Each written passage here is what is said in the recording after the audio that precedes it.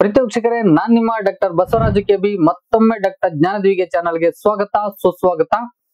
ಏನು ಕರ್ನಾಟಕದಾದ್ಯಂತ guest faculties counselling ಅಂತ ಕಾಯ್ತಾ ಇದ್ರು, ಜೊತೆಗೆ ಕೋರ್ಟ್ ಆರ್ಡರ್ ಬರ್ಲಿ ಅಂತ ಕಾಯ್ತಾ ಇದ್ರು, ಜೊತೆಗೆ ಆಲ್ರೆಡಿ ಕೋರ್ಟ್ಗೆ ಹೋಗಿರ್ತಕ್ಕಂಥವ್ರು ಸ್ಟೇ ತಂದು ಮುಂದೆ ಏನಾಗುತ್ತೆ, ಯಾವ ತರದಲ್ಲಿ ಒಂದು ಹೇಳಿಕೆ ಬರುತ್ತೆ ಅಂತಕ್ಕಂತ ಒಂದು ವಿಚಾರಕ್ಕಾಗಿ ಕಾಯ್ತಾ ಇದ್ರು. ಇವೆಲ್ಲವನ್ನ ಒಂದುಗೂಡಿಸಿಕೊಂಡಂತೆ ಡಿಸಿ ಒಂದು ಸುತ್ತೋಲೆನ ಬಿಡುಗಡೆ ಮಾಡಿದೆ. ಅದು ಕೌನ್ಸಿಲಿಂಗ್ ನ ಮಾಡ್ತೀವಿ ಅಂತ ಹೇಳಿ ಡೇಟ್ ಅನ್ನು ಕೂಡ ಕೊಟ್ಟಿದೆ. ಹಾಗಾದ್ರೆ ತಕ್ಷಣದಲ್ಲಿ ಆಲ್ರೆಡಿ ಕೋರ್ಟ್ಗೆ ಹೋಗಿರೋರು ಪ್ರಶ್ನೆ ಇರುತ್ತೆ, ಈಗ ಸ್ಟೇ ಇತ್ತು ಮತ್ತೆ ಕೌನ್ಸಿಲಿಂಗ್ ಹೇಗ್ ಮಾಡ್ತಾರೆ ಅಂತಕ್ಕಂತ ಪ್ರಶ್ನೆ ಅಪ್ಲೈ ಮಾಡಿರೋರಲ್ಲಿ ಇರುತ್ತೆ. ಅದ್ರ ಆಚೆಗೆ ಕೌನ್ಸಿಲಿಂಗ್ ಮಾಡ್ತೀನಿ ಅಂತ ಬಿಡುಗಡೆ ಮಾಡಿದರೆ ಯಾವ ತರದಲ್ಲಿ ಅನ್ನೋ ಪ್ರಶ್ನೆಗಳು ತಲೆಯಲ್ಲಿ ಓಡಾಡ್ತಿರ್ತವೆ. ಇಂಥ ಪ್ರಶ್ನೆಗಳಿಗೆ ಒಂದು ಪ್ರಕಟಣೆ ಇದೆ. ಆ ಪ್ರಕಟಣೆಯ ಮೂಲಕವೇ ನಾನು ನಿಮ್ಗೆ ವಿವರಣೆ ಮಾಡ್ಲಿಕ್ಕೆ ಹೋಗ್ತಿದ್ದೇನೆ. ನೀವೇನಾದ್ರು ಫಸ್ಟ್ ಟೈಮ್ ನನ್ನ ಚಾನಲ್ ಬಂದು ಸಬ್ಸ್ಕ್ರೈಬ್ ಆಗದೆ ವಿಡಿಯೋ ನೋಡ್ತಾ ಇದ್ರೆ ದಯವಿಟ್ಟು ಸಬ್ಸ್ಕ್ರೈಬ್ ಮಾಡ್ಕೊಳ್ಳಿ, ಆ ಮೂಲಕ ಸಪೋರ್ಟ್ ಮಾಡ್ತಾ ಇರಿ. ಬನ್ನಿ ವಿಡಿಯೋ ಆರಂಭ ಮಾಡೋಣ. ಪ್ರೀತಿ ವೀಕ್ಷಕರೇ, ಕಾಲೇಜು ಶಿಕ್ಷಣ ಇಲಾಖೆ 25/4/2025 ಅಂದ್ರೆ ಇಂದು ಒಂದು ಪ್ರಕಟಣೆಯನ್ನ ಹೊರಡಿಸಿದೆ. ಅದು 2024-25ನೇ ಶೈಕ್ಷಣಿಕ ಸಾಲಿಗೆ ಅತಿಥಿ ಉಪನ್ಯಾಸಕರನ್ನು ಆಯ್ಕೆ ಮಾಡಿಕೊಳ್ಳುವ ಬಗ್ಗೆ. ಏನ್ ಇದುವರೆಗೆ ಅತಿಥಿ ಉಪನ್ಯಾಸಕರನ್ನ 2024-25ಕ್ಕೆ ಆಯ್ಕೆ ಮಾಡ್ಕೋಬೇಕು ಅಂತ ಹೇಳಿ ಅದು ಕೆಲವು ಸ್ಟೇ ಆರ್ಡರ್ ಮೇಲೆ ನಿಂತಿತ್ತು, ಅದನ್ನ ಕಂಟಿನ್ಯೂ ಮಾಡ್ತಿದ್ದಾರೆ. ಮತ್ತು 2 ಉಲ್ಲೇಖವನ್ನು ಕೊಟ್ಟಿದ್ದಾರೆ, ಇದನ್ನ ನಾನು ಮುಂದೆ ಹೇಳ್ತಾ ಹೋಗ್ತೀನಿ. ಬನ್ನಿ, ಉಲ್ಲೇಖ 2ರಲ್ಲಿ ಮಾನ್ಯ ಉಚ್ಚ ನ್ಯಾಯಾಲಯವು ನೀಡಿರುವ ದೈನಂದಿನ ಆದೇಶದ ಹಿನ್ನೆಲೆಯಲ್ಲಿ 24-25ನೇ ಶೈಕ್ಷಣಿಕ ಸಾಲಿನಲ್ಲಿ ಇಲಾಖಾ ವ್ಯಾಪ್ತಿಯ ಸರ್ಕಾರಿ ಪ್ರಥಮ ದರ್ಜೆ ಕಾಲೇಜುಗಳಲ್ಲಿ ಕಾಯಂ ಉಪನ್ಯಾಸಕರಿಗೆ ಕಾರ್ಯಭಾರ ಹಂಚಿಕೆ ಮಾಡಿದ ನಂತರ ಉಳಿಕೆಯಾಗುವ ಬೋಧನಾ ಕಾರ್ಯಭಾರಕ್ಕನುಗುಣವಾಗಿ ಅತಿಥಿ ಉಪನ್ಯಾಸಕರನ್ನು ಆನ್ಲೈನ್ ಕೌನ್ಸಿಲಿಂಗ್ ಮೂಲಕ ಆಯ್ಕೆ ಮಾಡಿಕೊಳ್ಳಲು ಉದ್ದೇಶಿಸಲಾಗಿದೆ. ಈ ಸಂಬಂಧ ಈಗಾಗಲೇ ಉಲ್ಲೇಖ 1 ಇದು ನಮ್ಗೆ 2/1/2025ರಲ್ಲಿ ಒಂದು ನೋಟಿಫಿಕೇಶನ್ ಆಗಿತ್ತು. ಇದರ ಒಂದು ವಿಡಿಯೋನ ನಾನು ಆ ಟೈಮಲ್ಲೇ ಮಾಡ್ಕೊಟ್ಟಿದ್ದೀನಿ. ನೀವು ನೋಡಿಲ್ಲ ಅಂದ್ರೆ ಎಂಡ್ ಸ್ಕ್ರೀನ್ ಅಲ್ಲಿ ಹಾಕಿರ್ತೀನಿ ಮತ್ತು ಐ ಕಾರ್ಡ್ ಅಲ್ಲಿ ಹಾಕಿರ್ತೀನಿ, ಅಥವಾ ಕಾಮೆಂಟ್ ಮಾಡಿದ್ರೆ ಮತ್ತೆ ಅದನ್ನ ಮತ್ತೆ ಮಾಡ್ಕೊಡಿ, ಅದರ ನೋಟಿಫಿಕೇಶನ್ ಏನಿತ್ತು ಎತ್ತ ಅಂದ್ರೆ ಮತ್ತೆ ಬೇಕಾದ್ರೆ ಮಾಡ್ಕೊಡ್ತೀನಿ, ಕಾಮೆಂಟ್ ಮಾಡಿ.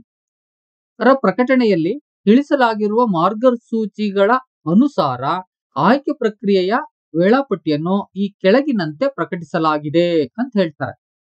ಹಾಗಾದ್ರೆ ಯಾವ ರೀತಿ ಟೈಮ್ ಅನ್ನ ಕೊಟ್ಟಿದ್ದಾರೆ ಅವರು ಏನು ಅಂತಕ್ಕಂಥದ್ದನ್ನ ನೋಡೋಣ ಬನ್ನಿ. ಕೌನ್ಸಿಲಿಂಗ್ ಪ್ರಕ್ರಿಯೆ ವೇಳಾಪಟ್ಟಿ. ಮೊದಲನೇದಾಗಿ, ಕಾಲೇಜುಗಳ ಪ್ರಾಂಶುಪಾಲರು ಪ್ರಸ್ತುತ ಲಭ್ಯವಿರುವ ಕಾರ್ಯಭಾರದ ವಿವರವನ್ನು EIMS ನಲ್ಲಿ ಕಡ್ಡಾಯವಾಗಿ ಅಪ್ಲೋಡ್ ಮಾಡಲು ಕೊನೆಯ ದಿನಾಂಕ 28/4/25 ಅಂದ್ರೆ ಇದೇ ತಿಂಗಳು 28/5/30 ಒಳಗೆ, ಸಂಜೆ 5:30 ಒಳಗೆ ಎಲ್ಲವೂ ಕೂಡ ಅಪ್ಲೋಡ್ ಆಗಿರ್ಬೇಕು ಅಂತಕ್ಕಂಥದ್ದನ್ನ ಹೇಳ್ತಾರೆ. ಹಾಗಾದ್ರೆ ಕಾರ್ಯಭಾರ ಅಪ್ಲೋಡ್ ಆಯ್ತು ಅಂತ ಅಂದ್ಮೇಲೆ ನೆಕ್ಸ್ಟ್ 2ನೇ ಪಾಯಿಂಟ್, ತಾತ್ಕಾಲಿಕ ಮೆರಿಟ್ ಪಟ್ಟಿ ಹಾಗೂ ತಾತ್ಕಾಲಿಕ ಕಾರ್ಯಭಾರ ಪ್ರಕಟಿಸುವ ದಿನಾಂಕ.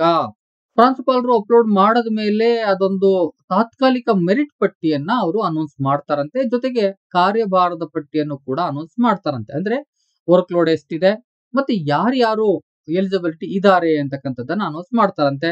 ಅದಕ್ಕೆ 2/5/2025 ಅಂದ್ರೆ ಮುಂದಿನ ತಿಂಗಳು 2ನೇ ತಾರೀಕಿಗೆ ಅದು ಮಾಡ್ತಾರೆ. ನೆಕ್ಸ್ಟ್ 3ನೇ ಪಾಯಿಂಟ್, ಮೆರಿಟ್ ಪಟ್ಟಿ ಅನ್ವಯ ಕಾಲೇಜು ಆಯ್ಕೆ ಕೌನ್ಸಿಲಿಂಗ್ ಪ್ರಕ್ರಿಯೆ 3/5/2025ರಿಂದ ಯಾವಾಗ ಮುಗಿಯುತ್ತೆ ಅಂತ ಗೊತ್ತಿಲ್ಲ, ಆದ್ರೆ 3ನೇ ತಾರೀಕಿಂದ ನಾವು ಶುರು ಮಾಡ್ತೀವಿ ಕೌನ್ಸಿಲಿಂಗ್ ಪ್ರಕ್ರಿಯೆ ಅಂತ ಕೊಟ್ಬಿಟ್ರು. ಬಹುತೇಕವಾಗಿ ಎಲ್ರಿಗೂ ಕನ್ಫ್ಯೂಷನ್ಸ್ ಇದೆ. ಕೋರ್ಟ್ ಅಲ್ಲಿ ಕೇಸ್ ಇದೆ, ಅದು ಸ್ಟೇ ಇತ್ತು, ಅದೇನಾಯ್ತು ಎತ್ತ, ಇದೇ ಕನ್ಫ್ಯೂಷನ್ಸ್ ನಲ್ಲಿ ಯಾಕೆ ಮಧ್ಯದಲ್ಲಿ ಇದನ್ನು ಕೊಟ್ರು ಅಂತ. ಬಹುತೇಕವಾಗಿ ಅವ್ರು ಹೇಳ್ತಿದ್ದಾರೆ, ದೈನಂದಿನ ಆದೇಶದ ಹಿನ್ನೆಲೆಯಲ್ಲಿ ನಾವು ಕೊಟ್ಟಿದೀವಿ. ಮುಂದುವರೆದು ಹೇಳ್ತಾರೆ ನೋಡಿ, ಸೂಚನೆಯಲ್ಲಿ ಹೇಳ್ಬಿಡ್ತಾರ ಅವರು, ಅತಿಥಿ ಉಪನ್ಯಾಸಕರ ಆಯ್ಕೆಯು ನ್ಯಾಯಾಲಯಗಳಲ್ಲಿ ಅಂದ್ರೆ 2 ನ್ಯಾಯಾಲಯಗಳಲ್ಲಿ ಇದೆ, ಹೈಕೋರ್ಟ್ ಅಲ್ಲಿ ಇದೆ, ಧಾರವಾಡ ವಿಭಾಗೀಯ ಪೀಠದಲ್ಲಿ ಇದೆ. ನ್ಯಾಯಾಲಯಗಳಲ್ಲಿ ದಾಖಲಾಗಿರುವ ಪ್ರಕರಣಗಳಿಗೆ ಸಂಬಂಧಿಸಿದಂತೆ ನೀಡಲಾಗುವ ತೀರ್ಪಿಗೆ ಒಳಪಟ್ಟಿರುತ್ತದೆ. ಇಲ್ಲಿ ಕ್ಲಿಯರ್ ಆಗ್ತಾ ಇದೆ ಎಲ್ರಿಗೂ. ಏನು, ಇವರು ಕೌನ್ಸಿಲಿಂಗ್ ನಡೆಸ್ತಾರೆ, ಡೇಟ್ ಎಲ್ಲ ಅನೌನ್ಸ್ ಮಾಡಿದ್ದಾರೆ, ಅಂದ್ರೆ ನ್ಯಾಯಾಲಯದ ತೀರ್ಪು ಏನು ಬರುತ್ತೆ ಅದಕ್ಕೆ ಬದ್ಧರಾಗಿರ್ತೀವಿ ಎಂಬುದಾಗಿ. ಎಲ್ಲೋ ಒಂದು ಕಡೆ ಈ ಕೌನ್ಸಿಲಿಂಗ್ ಇದು ಒಂಥರ ಮ್ಯೂಸಿಕ್ ಚೇರ್ ಇದೆಯಲ್ಲ, ತುಂಬಾ ಕಷ್ಟ ಆಗ್ತಾ ಇದೆ ಕೌನ್ಸಿಲಿಂಗ್. ಬಹುತೇಕವಾಗಿ ಓಡಾಡ್ತಾನೇ ಇದೆ ಇದು, ಯಾವುದು ಫೈನಲ್ ಆಗ್ತಾ ಇಲ್ಲ. ಈ ಹಿನ್ನೆಲೆಯಲ್ಲಿ ಸರ್ಕಾರವು ಕೂಡ ಬದ್ಧರಾಗಿರ್ತೀವಿ. ಆ ಬದ್ಧರಾಗಿರೋದಕ್ಕೂ ಮುನ್ನ ಇದ್ಯಾಕೆ ಬಂತು ಅಂತಕ್ಕಂಥ ಪ್ರಶ್ನೆ. ಆಗ್ಲೇ ಬದ್ಧರಾಗ್ಬೋದಿತ್ತಲ್ಲ, ಮಧ್ಯ ಯಾಕೆ ಇದನ್ನೆಲ್ಲ ತಂದು ಎಲ್ಲ ಗೊಂದಲ ಅಂತ ಎಲ್ರಿಗೂ ಪ್ರಶ್ನೆ ಆಗುತ್ತೆ. ಆದ್ರೂ ಕೂಡ ಸರ್ಕಾರ ಏನೇನು ಯೋಚನೆ ಮಾಡ್ತಾ ಇದೆ ಅಂತಕ್ಕಂಥದ್ದನ್ನ ನಾವು ಹೇಳಲಿಕ್ಕೆ ಬರಲ್ಲ. ಒಂದಷ್ಟು ಹೇಳಿಕೆಗಳನ್ನ ಕೊಟ್ಟು ಕೆಲವು ಪ್ರಕಟಣೆಗಳನ್ನ ಅಥವಾ ಅಧಿಸೂಚನೆಗಳನ್ನ ಅಥವಾ ಸುತ್ತೋಲೆಗಳನ್ನ ಬಿಡುಗಡೆ ಮಾಡ್ತಾನೆ ಇದೆ. ಆ ಹಿನ್ನೆಲೆಯಲ್ಲಿ ಎಲ್ಲ ಅತಿಥಿ ಉಪನ್ಯಾಸಕರು ಅದರ ಪ್ರಕಾರ ನಡ್ಕೊಳ್ಬೇಕು. ಅಥವಾ ಮತ್ತೆ ಒಂದು ಅತಿಥಿ ಉಪನ್ಯಾಸಕರು ಮತ್ತೆ ಏನಾದ್ರೂ ಕೋರ್ಟು ಬೆಲೆ ಅಥವಾ ಅತಿಥಿ ಉಪನ್ಯಾಸಕರು ಮತ್ತೆ ಕೋರ್ಟ್ಗಳಿಗೆ ಹೋಗಿ ಬೇರೆ ಬೇರೆ ವೇನಲ್ಲಿ ಅವರು ಆಲೋಚನೆ ಮಾಡೋದಾದ್ರೆ ಮತ್ತೆ ಏನ್ ಬರುತ್ತೆ ಅಂತ ನೋಡ್ಬೋದು. ಒಟ್ಟಾರೆ ಈ ಗೊಂದಲದ ಗೂಡು ಯಾವಾಗ ತೀರುತ್ತೆ ಅಂತಕ್ಕಂಥದ್ದು ಗೊತ್ತಿಲ್ಲ ಪ್ರೀತಿ ವೀಕ್ಷಕರೇ. ಈಗ ಕೌನ್ಸಿಲಿಂಗ್ ಒಂದು ಪ್ರಕಟಣೆ ಬಂದಿದೆ, ಅದಕ್ಕೆ ಸಿದ್ಧರಾಗಬೇಕು. ಮುಂದೆ ಏನ್ ಬರುತ್ತೆ ಅಂತಕ್ಕಂಥದ್ದನ್ನ ನಾನು ಅಪ್ಡೇಟ್ ನ ಕೊಡ್ತಾ ಹೋಗ್ತೀನಿ. ಪ್ರೀತಿ ವೀಕ್ಷಕರೇ, ಇದಿಷ್ಟು ಇವತ್ತಿನ ಮಾಹಿತಿಯಾಗಿತ್ತು.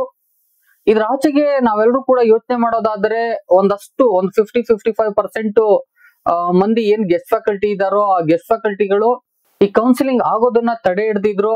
ಜೊತೆಗೆ ಒಂದಷ್ಟು ಜನ ಏನು ಅಪ್ಲಿಕೇಶನ್ ಹಾಕೊಂಡಿದ್ರು ಅವ್ರು ಕಾಯ್ತಾ ಇದ್ರು. ಇದೆರಡರ ನಡುವೆ DCE ಒಂದು ಆರ್ಡರ್ ಮಾಡಿದೆ. ಆದ್ರೆ ಮುಂದೆ ಈ ಒಂದು 50% ಜನ ಏನ್ ಮಾಡ್ತಾರೆ, ಆ ಒಂದು 50% ಜನ ಏನ್ ಮಾಡ್ತಾರೆ ಅಂತಕ್ಕಂಥದ್ದೇ ಒಂದು ಯಕ್ಷ ಪ್ರಶ್ನೆ ಆಗಿದೆ. ಜೊತೆಗೆ ಮುಂದೆ ಸರ್ಕಾರ ಯಾವ ರೀತಿಯಾದ ಕ್ರಮಗಳನ್ನ ಕೈಗೊಳ್ಳುತ್ತೆ ಅಂತಕ್ಕಂಥದ್ದನ್ನು ಕೂಡ ನೋಡ್ಬೇಕಾಗಿದೆ. ಮುಂದಿನ ಅಪ್ಡೇಟ್ ಗಾಗಿ ಕಾಯ್ತಾರಿ. ವಿಡಿಯೋ ಲೈಕ್ ಆಗಿದ್ರೆ ಒಂದು ಲೈಕ್ ಮಾಡಿ, ಜೊತೆಗೆ ಎಷ್ಟೋ ಜನಕ್ಕೆ ಬೇಕಾಗುತ್ತೆ ಶೇರ್ ಮಾಡಿ. ಈ ವಿಡಿಯೋ ಬಗ್ಗೆ ನಿಮ್ಮ ಅಭಿಪ್ರಾಯಗಳನ್ನ ತಪ್ಪದೆ ಕಾಮೆಂಟ್ ಮಾಡಿ. ಮತ್ತೊಂದು ಇನ್ಫಾರ್ಮೇಟಿವ್ ವಿಡಿಯೋ ಜೊತೆ ನಿಮ್ಮೊಟ್ಟಿಗೆ ಬರ್ತೀನಿ. ಅಲ್ಲಿವರೆಗೆ thank you and all, love you all. Video ನೋಡಿದ ಪ್ರತಿಯೊಬ್ಬರಿಗೂ ಕೂಡ ಅನಂತ ಧನ್ಯವಾದಗಳು. ಮತ್ತೆ ಭೇಟಿ ಆಗ್ತಿರೋಣ.